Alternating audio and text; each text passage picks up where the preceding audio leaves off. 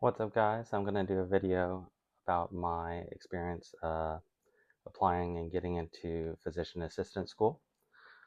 I jotted down some notes here, so pardon me if I'm looking down. Okay, so keep in mind, I went to physician assistant school a long time ago. I've been a PA for about 20 years now, so I'm sure things have changed a lot as far as applying. Some of which I've heard is a little bit more streamlined and easier than when I went through all this. But okay, so types of programs.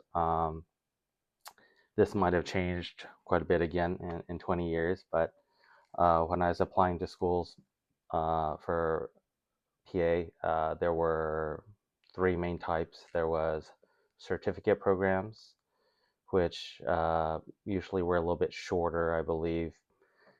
Most people that applied to these already had a bachelor's, and a lot of, well, in general, everybody that probably got into PA programs had some type of medical background already.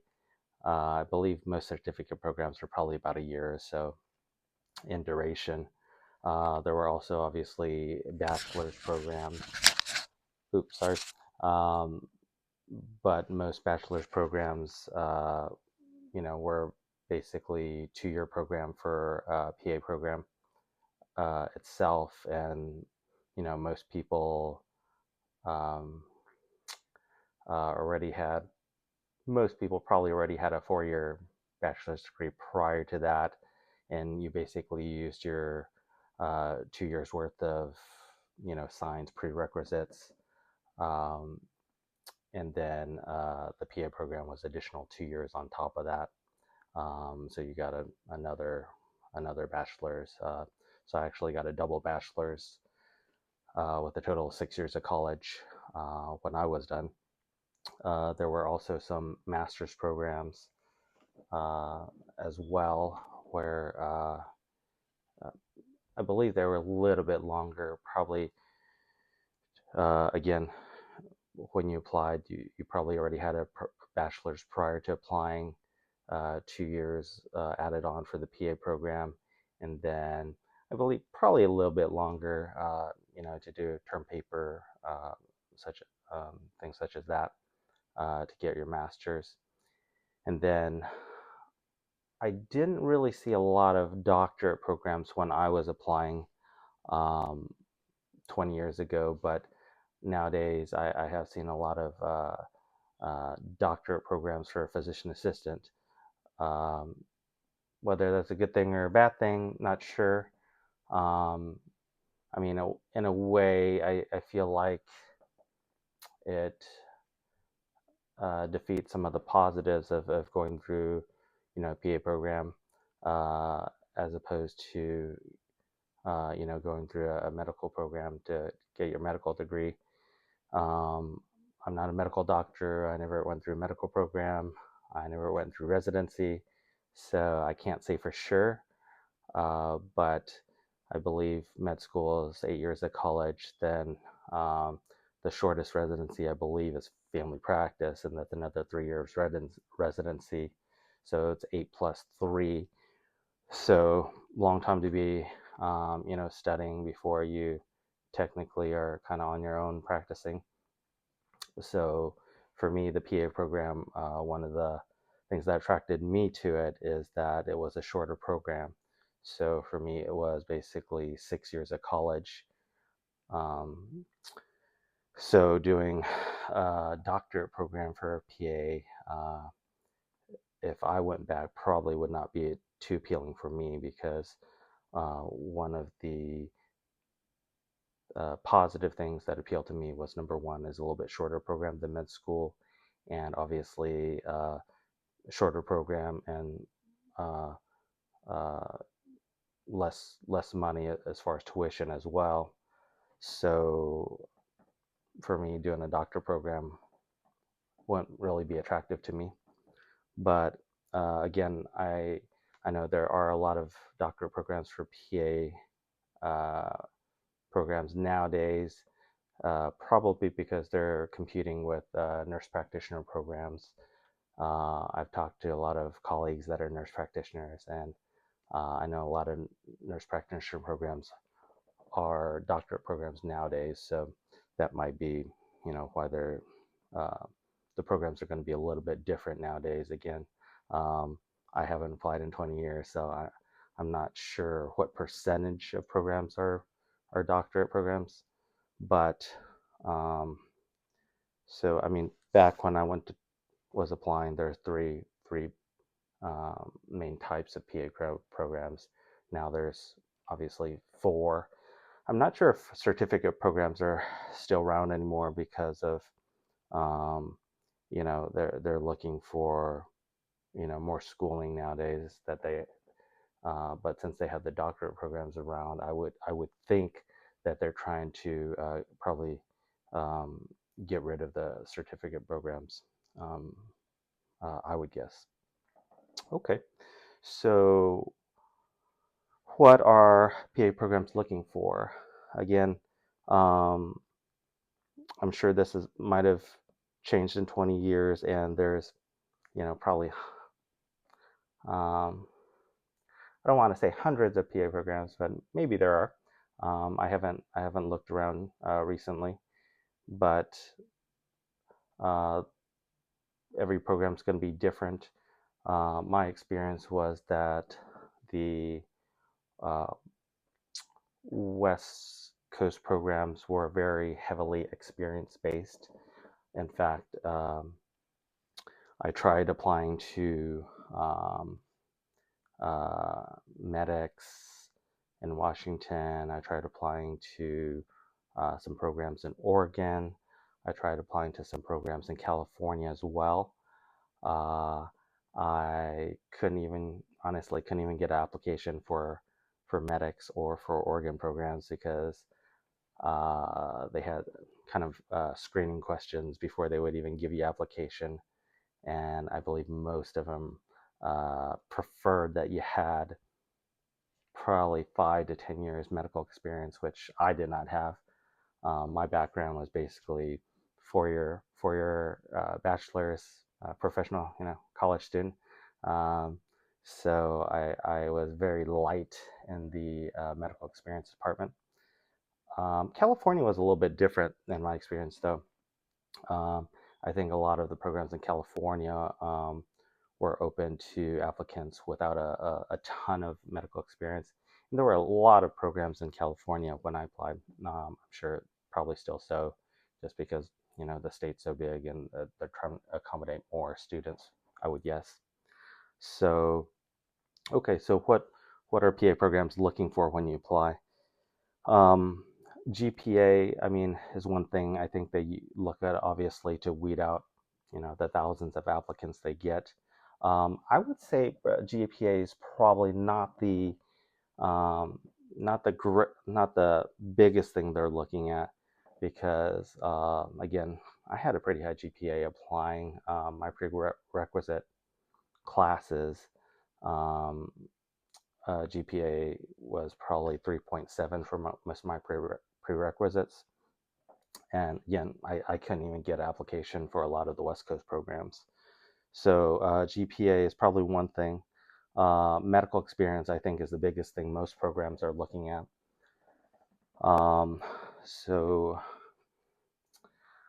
in my experience, probably more like the Midwest programs were a little bit more lenient on your past medical experience.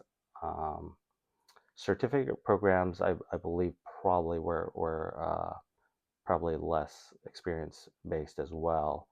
I only had one interview, I believe, in Pennsylvania, and I don't believe that was I don't think that was a certificate program. I believe that's actually a bachelor's program. Um, but from what I remember, Midwest and East Coast were a little bit more open to having less medical experience and looking, a little bit more at your GPA, college GPA, as far as your prereq courses were concerned. Um, so medical experience. Um, my background, again, I came with 4 years of college. Um, didn't really have much medical experience really. I applied a total of 3 years before I finally got into PA school. So first year I actually applied right after my freshman year of college because I had all the science prerequisites that I applied for a program in Oklahoma called OU, University of Oklahoma. Um, so I had the prerequisites. I had a decent GPA. I think their GPA requirement was 3.5, so I was over that. Um, the only medical experience I had at that time, I did some volunteering in a physical therapy department at a hospital. Um, I mean, didn't get to do a whole lot just because, if you had no training as a physical therapist, they're obviously not going to let you see patients. So, I did help clean the department, patient transport, things like that. So ultimately, I don't think the volunteer experience really helped too much when I applied the first time. And obviously, I didn't get an interview offer because I had no medical experience, I'm guessing. Uh, and other programs that I applied to as well, I feel like the volunteer experience was nothing as far as being counting as anything significant as far as experience when they look at your competitiveness. Um, so ultimately, I ended up getting my bachelor's first in biology, and then I worked for 2 years before I ultimately got in. So first year I worked as a nursing assistant, which was probably the hardest job of my life. I did that for about a year, applied, still didn't get in. Then I transitioned to a job as a EKG technician, and then I applied again. So my third year, I finally got in. I'm not gonna say exactly which school I got into, just in case I decided to talk a little bit of negative stuff about my experience during this video. But it was a program in the Midwest. Again, they were more open to candidates that had less medical experience but a higher GPA. So I mean, I do appreciate that fact, obviously. I did get an alternate slot for a program in California as well, but I felt like, you know, if you have to choose between a for sure thing and a alternate slot, you got to take the for sure thing. Luckily, I was single at the time, so I was mobile. I was willing to travel, which I did. So ultimately, I ended up moving to the Midwest for PA school. So what else are programs looking for? Um, One thing that I learned that I didn't really think about at the time, the program I got into, I actually applied there, I believe, at least 2 or 3 times, probably at least twice. The first time I actually got an alternate slot there in the Midwest. But the thing I realized that's, excuse me, it may be hard to tell, but they don't advertise it. So you might not know until you get in the program. But the program I got into, they did prefer in-state applicants to out-of-state applicants. So, if you know for sure a program does not take very many out-of-state applicants and you're applying out-of-state, then, I mean, from a percentage-wise, if you're, trying to calculate how likely you are to get into a program, I would obviously avoid those programs that are not friendly to out-of-state applicants. I didn't know that until I got into the program in the Midwest. My program actually was anti out of state applicant as well. So I feel fortunate that I actually got in. There were 50 slots, so 50. They were taking 50 students per year for their program. So, and they were only taking 2 out-of-state applicants out of 50. So 48 applicants were in-state, 2 were out-of-state, including myself. So again, if I knew that, I would not have applied to that program because if you did the math, it would not make sense. But again, I didn't know that, and they seemed pretty receptive to my application because the first time I applied, they did give me alternate slot to wait on a wait list, but ultimately I didn't get in the first time I applied there. So keep in mind uh, number of out-of-state slots when you apply to a program. What else? Sorry, bear with me here. Let me scroll through my notes real quick here. Oh, and so what are they looking for? Again, most PA programs, since it is somewhat of an accelerated program, as far as compared to medical program, they do like applicants who have quite a bit of medical experience, so they can kind of plow through all the classes, and so you can keep up. Uh, Again, I did not have hardly any, if um, I would say zero experience other than volunteer experience. So I agree. I mean, I thought the program was quite difficult, whereas some of my classmates, that had been, RNs, paramedics, medical assistants for 10 years plus, some of them thought it was pretty easy. Personally, I thought it was quite difficult. So that makes sense that they definitely looking for people with medical experience so they can get through the program easier and make sure they complete the program, obviously. Um, I'll be honest, probably about halfway through my didactic year. So the didactic year is the first year where you do basically just class work. Halfway through, I really did think about quitting. I mean, the workload to me was so ridiculous that I really mentally had to push through to make myself complete the program. And that's even though, I'm not the smartest guy in the world, but I felt like I was pretty good at school. I mean, I was good at taking tests. I was good at memorizing stuff. Um, you know, Test taking, I feel like it is a skill in itself that, it's not always about how much you know. I mean, it definitely helps, but if you suck at taking tests, um, probably not going to have very good grades either. So, yeah, so I think it's a difficult program. So, most of the people in my PA class were, previous RNs, previous paramedics, EMTs, medical assistants, phlebotomists.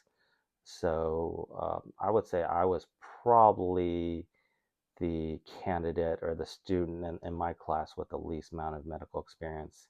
And definitely, I felt like it made things quite challenging. Sure.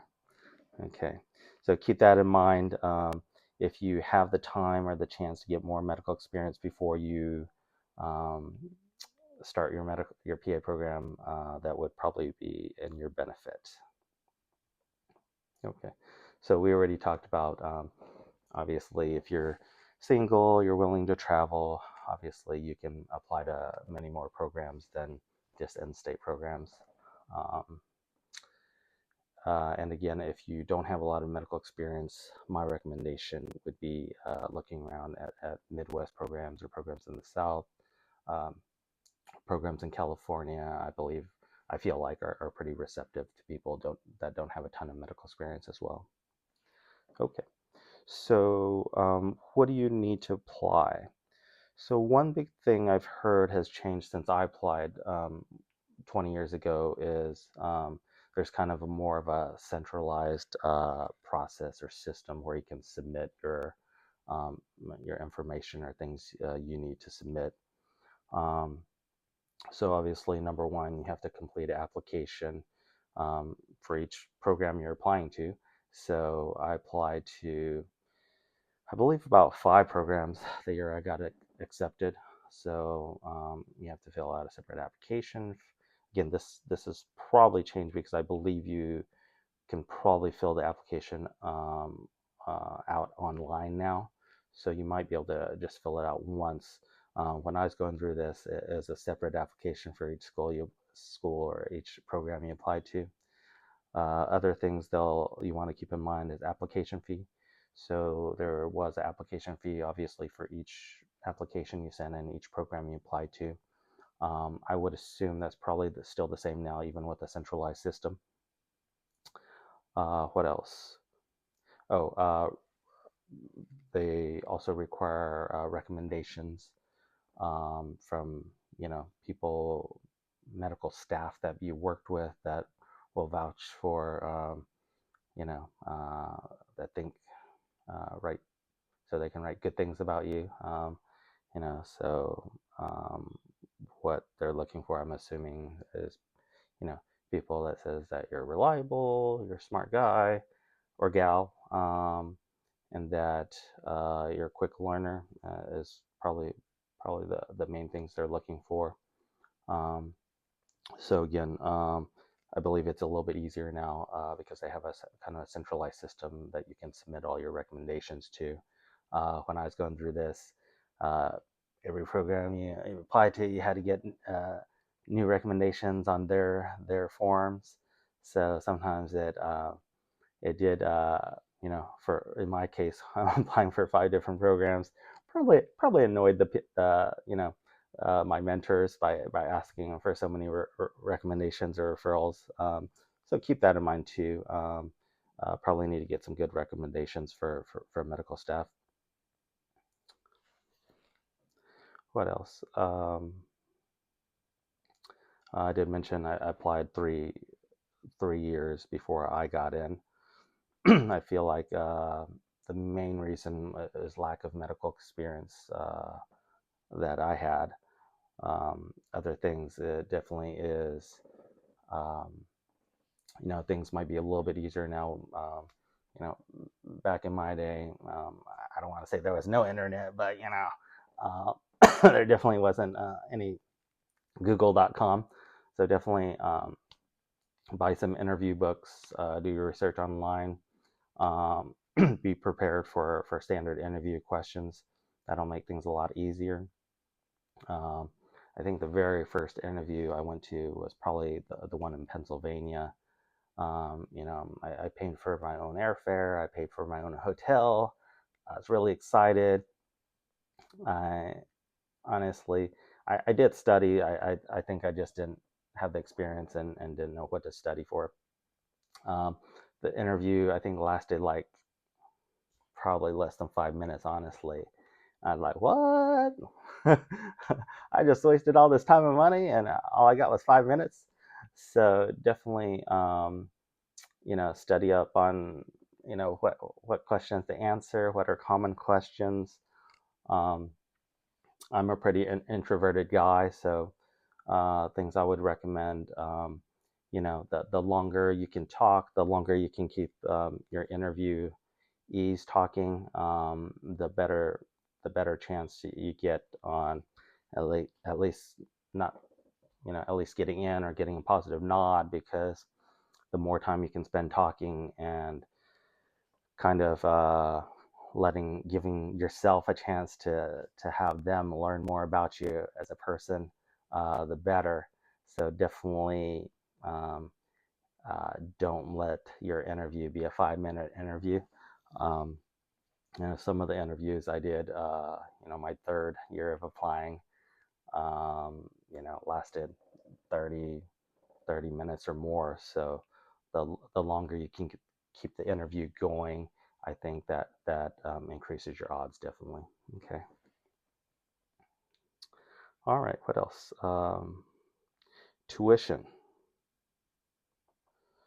So I'm sure this is all online now, computerized. Back in my day, I bought a big book that had a whole bunch of PA programs, listed the tuition, listed what type of program they were, bachelor, certificate, master's. Oh, another thing, make sure obviously the program you apply to is an accredited program. Um, I've heard stories of some people that apply to non-accredited programs, and then you waste all that time and money, and then I believe you're not allowed to sit for the board exam if you apply to a non-accredited program. Okay. So tuition. Tuition, vast range. Again, depends what school you apply to, private school, public school, or state school. Uh, Luckily, the program I got into was probably the cheapest program um, out of all the programs that I saw um, and looked at. It was about 20,000 per year, tuition only, obviously. The most expensive program I saw was, um, I guess I can say, private school, USC. It was 70,000 a year. Excuse me, which for me was a no go. Even though I heard might be easier to get into that program. I don't know. Me, it's just rumors that I heard. Might be because nobody could afford to fly there. But yeah, definitely 70,000 a year was a no go for me because I was hella poor. Um, and I certainly didn't know how I get 70,000 even once. Not mentioning 2 years, 70,000 times 2 years because it's 70,000 per year. So definitely, I was I give preferential treatment to programs that had a lower tuition. So definitely keep tuition in mind. And if you're going out of state, then obviously it's not just tuition. You have to think about your room and board. Do you have any family in that state? Do you know anybody in that state? If not, then you're probably going to be burning some money. Okay. So keep in mind tuition costs. I mean, scholarships, yeah. I did get some small scholarships. I believe my second year of PA school, um, because you don't get opportunity. I mean, you get to know about the scholarships while you're in PA school. And again, a lot of the scholarships I could not apply to because I was not a resident of the Midwest. So, obviously in-state students are going to get preferential treatment, which makes sense. I'm not going to hate. Um, so room and board. What else? Okay, yeah. So, so your first year is the didactic year. That's your basically you're going to be taking classes the whole year. Second year is going to be clinical rotations, where you actually go to hospitals and clinics and actually follow people around. How much autonomy you have actually working probably depends which rotation it is. If it's your last rotation and they know you have a lot of experience, you'll probably get to do a lot more hands-on work with the patients. Also depends, how much you can convince your preceptor that you're capable. If they think you're an idiot and you can't do jack, then they're probably not going to let you do much. Um, I mean, I would say some rotations I had were better than others, obviously.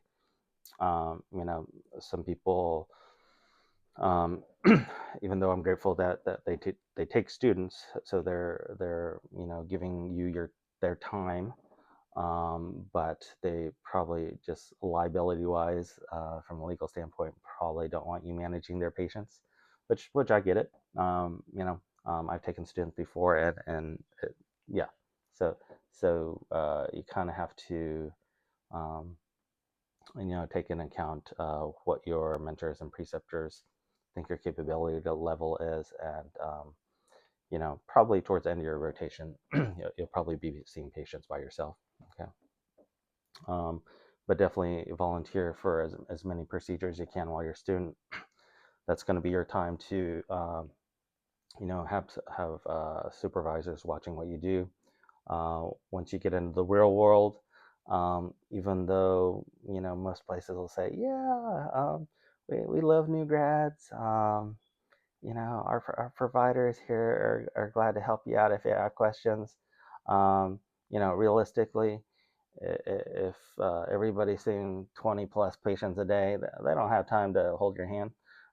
So it's like once you get in the real world, you're on your own. I mean, realistically, I mean, you can't ask people unless they're really nice. They might take time out to help you with procedures or questions and things like that. But if they're helping you, they're going to get behind in their schedule, and you're going to make their life more difficult. So keep that in mind. Volunteer for as much stuff as you can while you're a student. The more you volunteer for, the more you can learn while you're a student. Okay. So what else? So um, didactic gear. When I was taking classes, I basically stayed in the dormitory. Um, so cheapest option for me. I didn't know anybody there. Didn't have any family there. So I stayed in the dorms. It came with a meal plan, so that made food a little bit cheaper as well. Um, so yeah, so plan ahead, obviously. My second year clinical rotations was a little bit interesting, a little bit different. Obviously, can't stay in the dormitory unless all your clinical rotations are within driving distance of school, or in my case, the dorm, which they were not.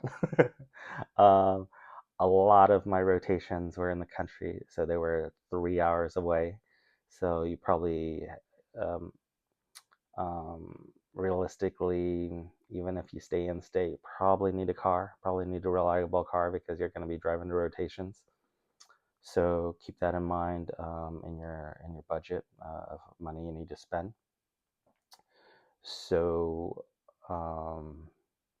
yeah, so luckily the rotations are not required to offer you a place to stay, but luckily most of my rotations did have a place to stay for me, and I truly appreciate that.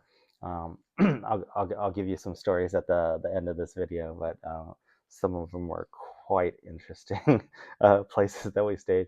But again, I ain't gonna hate, I ain't gonna complain. It's free. Free is better than paying. So if you want to live in the Ritz Carlton, then you do you.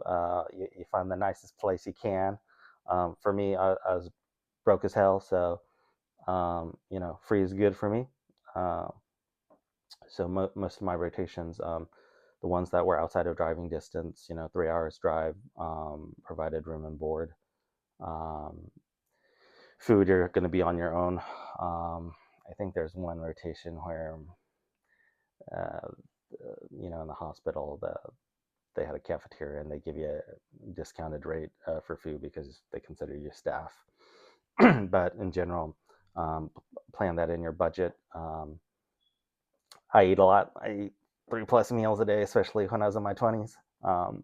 So any food you eat is you're going to be self-pay on your own. Again, unless you luck out and get into a clinical rotation that pays for your food, but none of mine did. So, okay. What else? Okay. So didactic, so classes first year. Again, I think I mentioned earlier, for me it's hell, dude. I thought it was really hard, first year didactic. Um, so again, I don't want to hate too much because I do appreciate the chance that I was given to become a PA.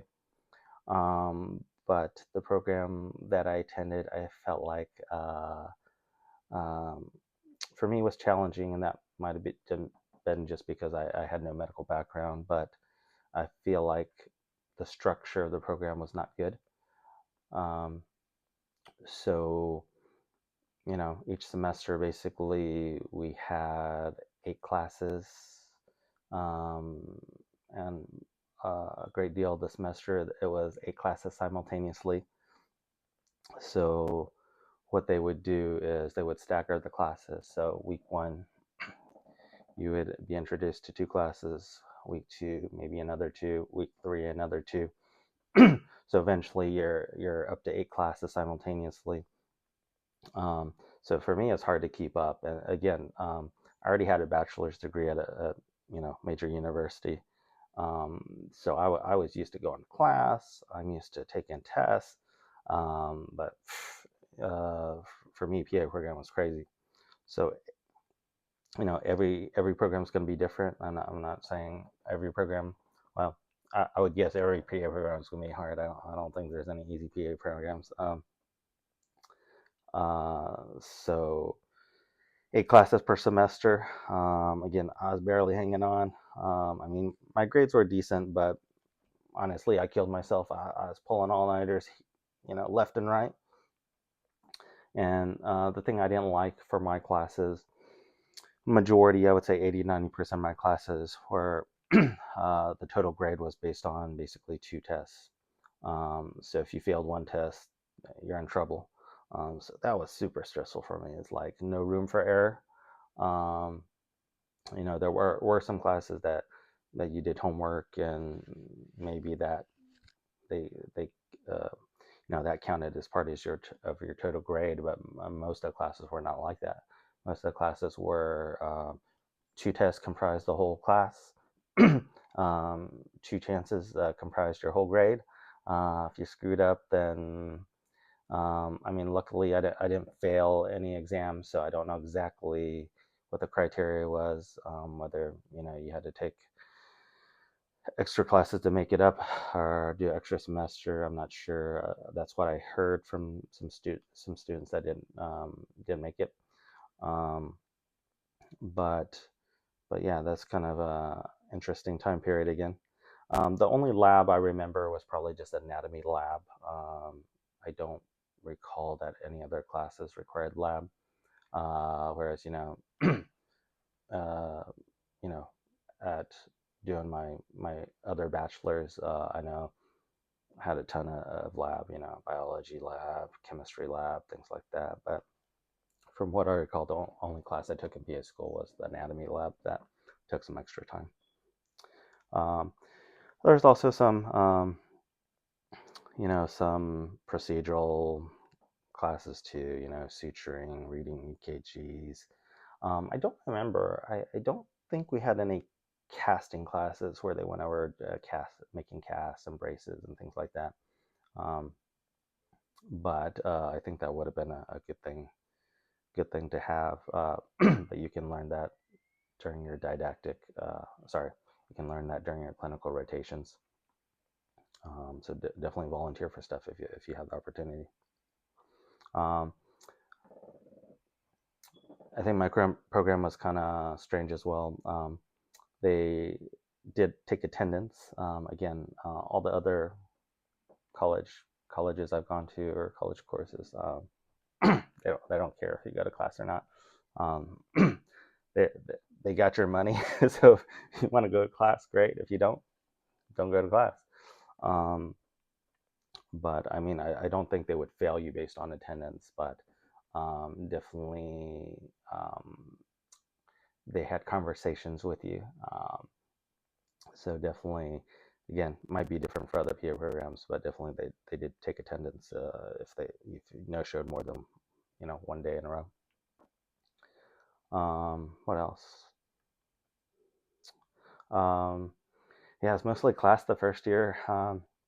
There's occasional trips to like the VA hospital where you get to practice, taking history from real patients, drawing up SOAP notes, which are basically little excuse me, short brief notes of the visit, what your diagnosis was, what your treatment plan is, what the patient told you, what you did during your exam. So those were good because they give you a little taste of what you're about to experience year two. Okay. Okay. What else? Clinical rotations. So my program, I believe, was 7 different sites, including my externship. Luckily, the program itself planned our rotations, which I've heard from other programs such as medics that sound like the students actually have to plan their own rotations. That would be rough, man. Especially if you're from out of state and you don't know anybody. I don't know how you would plan your own rotations. Excuse me, but yeah. So in my program, there was actually one of the instructors. Their job was to plan visits. Excuse me, I'll take a drink of water real quick. Yeah, so the instructors actually planned the rotations for you. So that was great. Um, and basically, there was, I don't remember exactly, I think like five, five out of the seven rotations, maybe four or five were mandatory, and then the remaining ones were elective. You could pick whatever you want. But the main ones they required were going to be like family practice rotations, especially because I can't say most programs because I didn't go to more than one PA program, but definitely our program um, definitely try to convince you to go into family practice, rural family practice. That's what PAs are all about, or at least that's that's what they taught us. Um, so definitely family practice was a mandatory rotation. ER is going to be a mandatory rotation. Um, OB wasn't. I mean, it was a mandatory rotation, but it wasn't a true OB rotation. It's basically going to be family practice with OB. In our program, there is only one true OB rotation, and there's obviously 50 students vying for that. So unless you know for sure you're going in OB, nobody applied for that one unless they really thought they were going in OB. Just because obviously uh, one site, 50 people fighting for it, it's not going to work out. Um, so you're probably gonna mandatory one's probably gonna be like some type of inpatient rotation inside a hospital. Um, I think the only mandatory ones I can remember that I did was diabetes was uh, surprisingly wasn't a mandatory one, that was elective. But if you're going to be doing family practice, diabetes, that's your bread and butter. So if you can do rotation diabetes, that's helpful. Um, I didn't get a chance to do it, but my mentors also told me, especially, yeah, not a sexist thing. It's just, male providers tend to prefer doing ortho. So if you're a male provider, doing an ortho rotation is probably going to be pretty helpful. Again, not being sexist, but female providers usually tend to, excuse me, more open to doing women's health, whereas guys,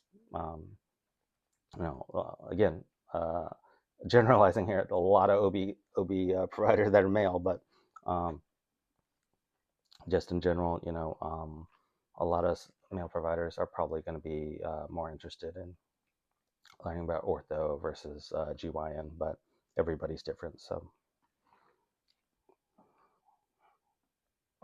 what else? Um, yeah, basically, we did have some. Actually, going back to didactic, we did have some mock patients, maybe once or twice during the first year. Um, so basically, a lot of times it was actually the instructors. Sometimes they got professional patients to come into. So you know, the patients make up some type of history, and then basically you have to ask more questions to fill in the details for the history. They grade you on whether you're doing the appropriate physical exam or not, and then, excuse me, then at the end of you ask as many questions as you want. At the end, the instructor is going to ask you what's your diagnosis, what's your plan. So they do some mock patients and fake patient exams during didactic as well, but definitely nothing compared to your second year. You're going to be doing that all day long. Okay. Um, what else? Okay. So I think that's kind of the major things that I would have liked to know about when I was applying to PA school. Um, if you have other questions or if you can think of other things I missed, drop the questions in the comments box below. I'll look over them. I'll try to answer them for you. If there are a lot of questions at the end, then I'll do another video to answer more questions. Okay, so um, again, I'll just tell you a couple stories that I found interesting about my experience. So, sorry, gonna get some water real quick.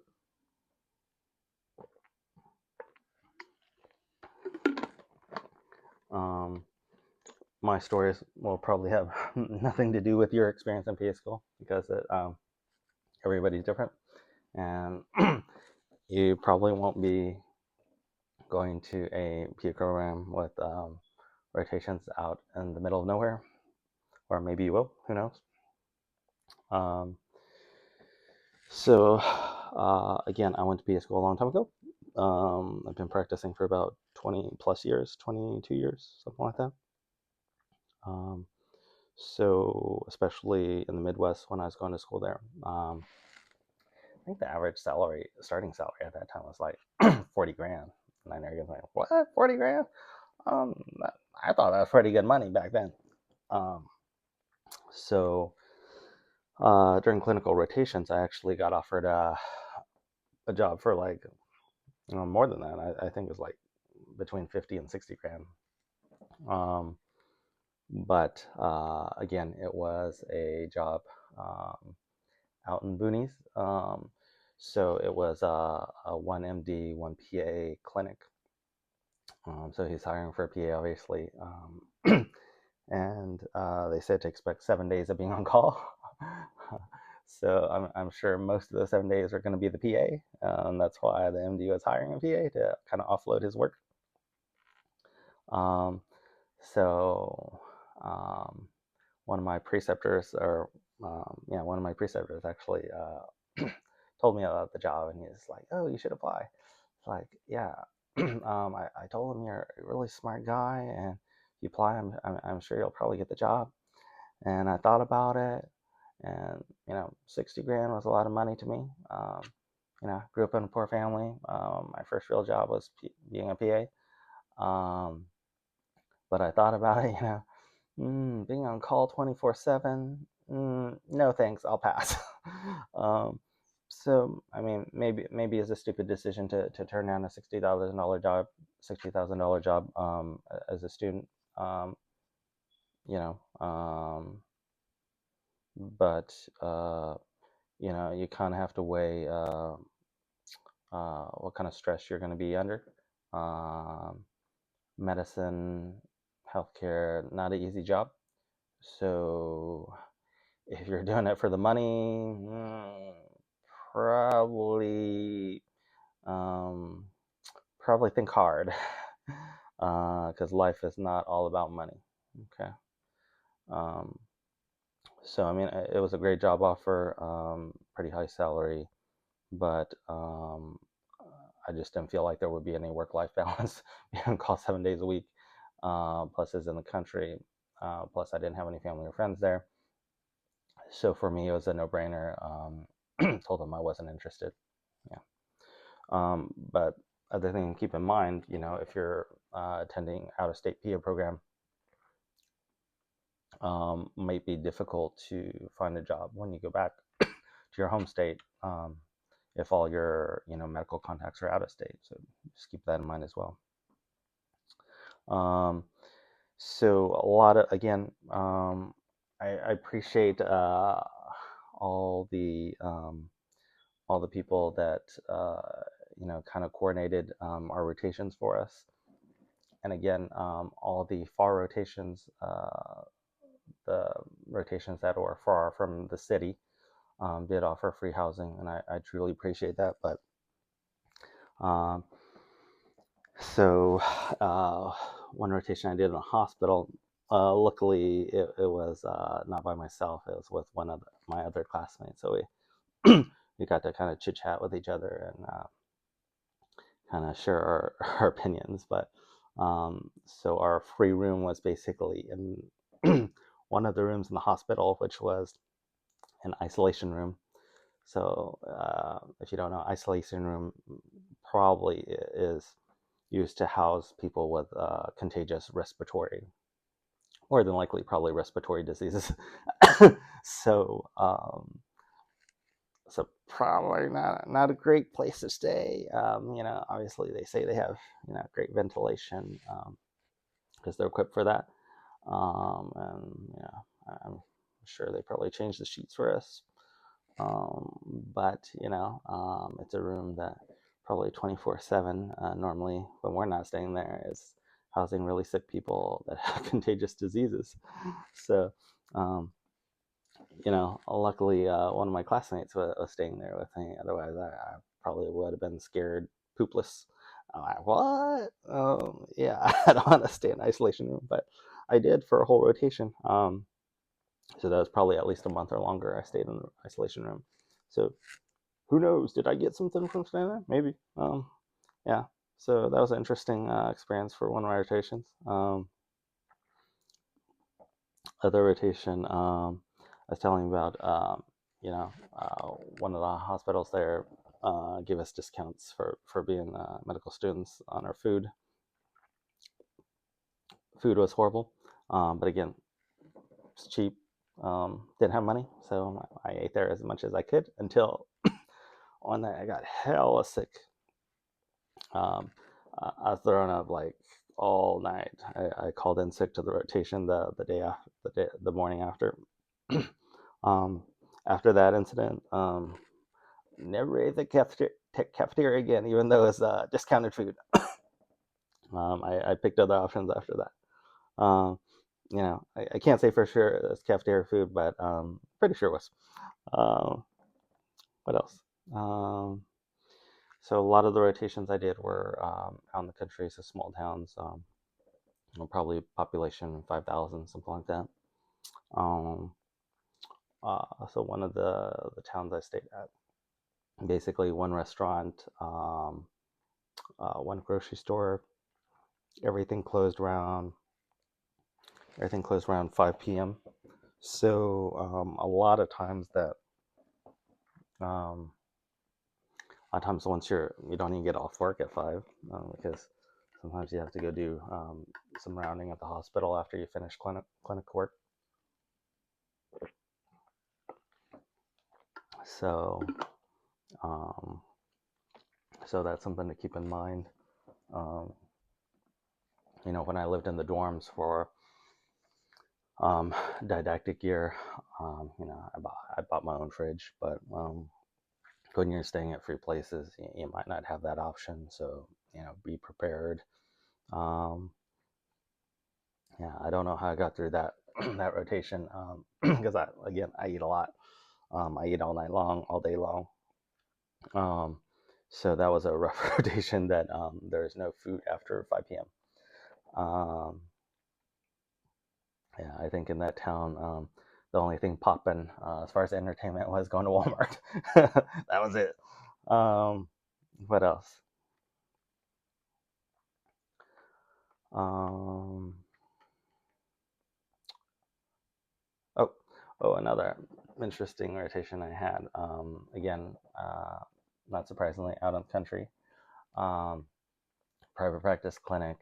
The guy that's precepting us he's a doctor. He's the owner of the clinic. There was only 2 clinics in that town because it's 3 hours away from anything, and he pretty much did whatever he wanted. Uh, so this doctor, while he's seeing patients, he would sit in the clinic hallway, sit there, and he'd be smoking away, and nobody said nothing to him because it's his clinic. And I'm sure the patients didn't say nothing either because there's only one of 2 clinics unless you want to drive 3 hours. So that was hilarious. I'm not sure how you counsel people to about smoking cessation to stop smoking if he's sitting there in the middle of the hallway smoking himself. So that was an interesting rotation as well. Um, what else? Um, oh, uh, another place I stayed at was free place I stayed at. Again, not complaining too much. Was above ambulance barn. So every time that ambulance rolled out, the barn would start shaking and wake me up.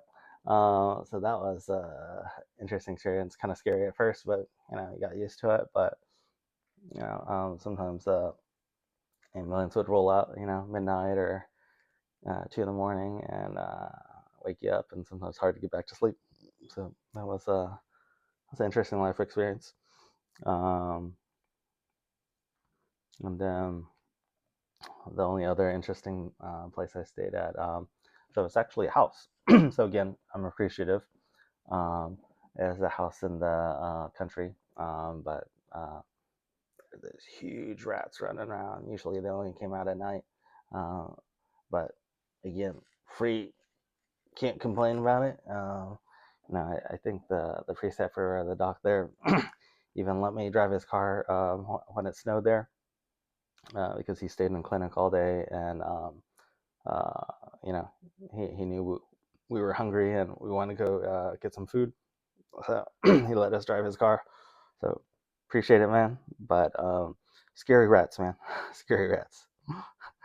Um, okay, so if I knew what I knew now, would I do it over again and go to PA school again? Hell no. Um, seriously, I don't know. Um, Pretty challenging program. Um, Healthcare medicine is challenging. Um, Unless you go become a dermatologist in Beverly Hills, then probably not so challenging if you're injecting Botox all day long. Um,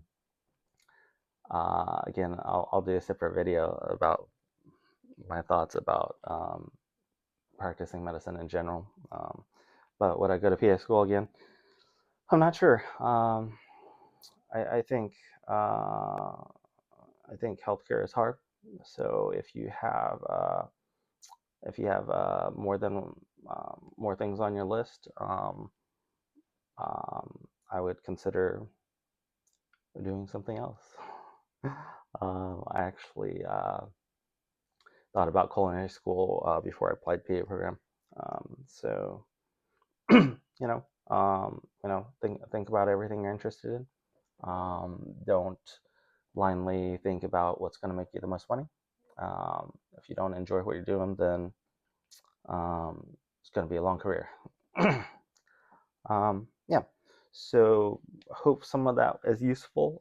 If you have other questions, put it in the comments. I'll try to answer them. If there's a lot of questions, I'll do another video.